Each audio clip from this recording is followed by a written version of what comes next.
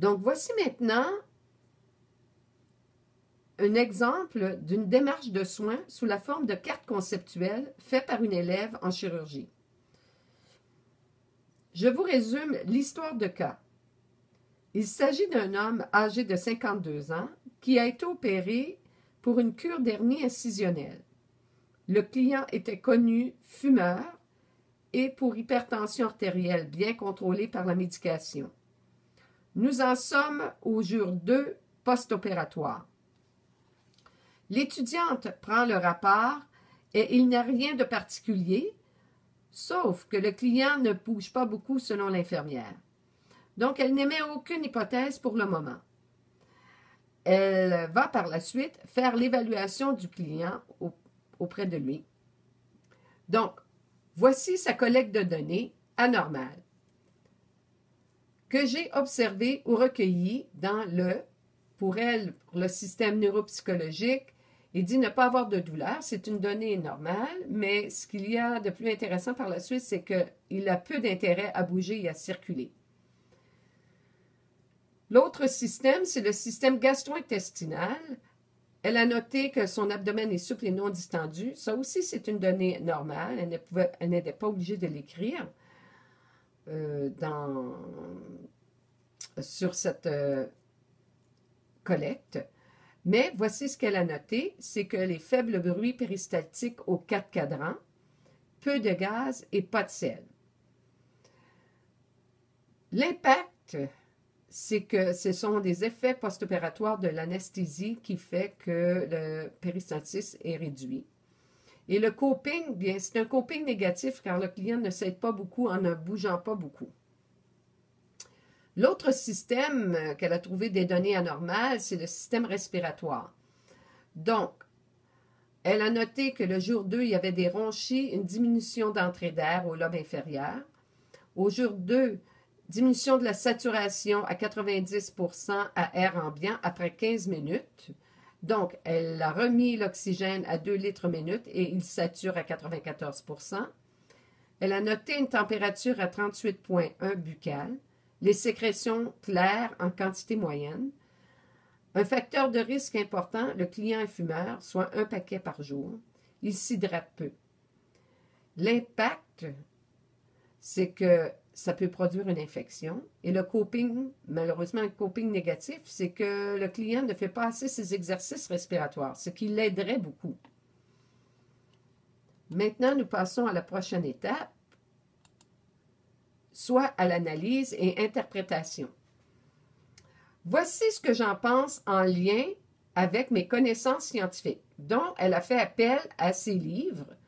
Elle a été voir quels seraient les liens avec ses connaissances scientifiques.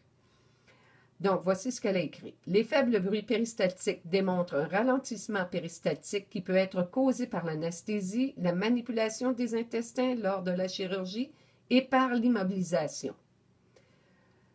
Le client fait peu de mobilisation. La mobilisation aide au retour normal du péristaltisme. Le client est fumeur, donc le danger d'infection respiratoire est augmenté.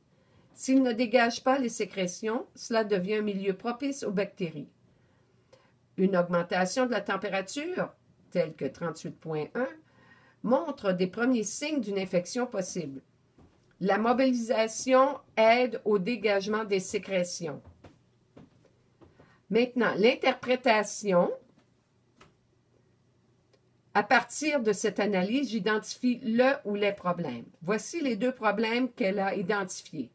Le problème numéro 1, c'est le dégagement inefficace des voies respiratoires. Et le problème numéro 2, c'est le ralentissement péristaltique. On passe à la 3e et 4e étape, soit planification et intervention.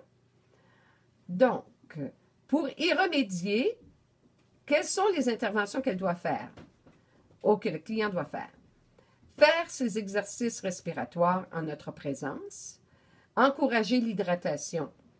Pour le problème numéro 2 maintenant,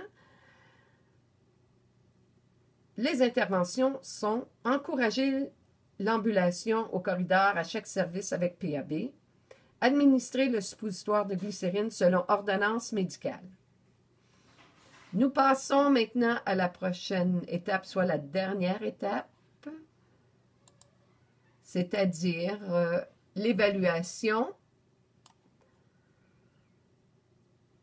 Donc, ma planification et mes interventions ont été quoi? C'est ça, mon évaluation. Est-ce que ça a été efficace ou non efficace? Donc, pour le problème numéro 1, peu efficace. S'hydrate mieux, mais fait les exercices respiratoires seulement en présence du personnel. Alors, il n'y a pas vraiment de changement. Pour le problème numéro 2, ma planification, mes interventions ont été efficaces. Le client a circulé au corridor avec le PAB. Le suppositoire de glycérine a stimulé le péristaltisme. Donc, les bruits péristatiques sont normaux et entendus aux 4 cadrans. Passe des gaz. Donc, le problème numéro 2 a été résolu et le problème numéro 1 n'a pas été résolu et exige un suivi particulier. Donc, voici les questions que l'on doit répondre.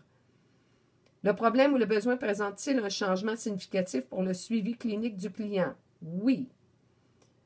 Est-ce que les problèmes que j'ai trouvés sont des problèmes prioritaires?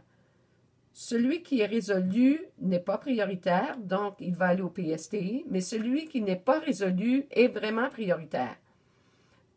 Et cela demande un suivi particulier, parce que les dangers d'infection des voies respiratoires peuvent se développer comme une atelectasie et pneumonie. Donc, nous passons à la dernière étape, pas l'étape, mais au PTI, c'est-à-dire que nous verrons dans le prochain vidéo.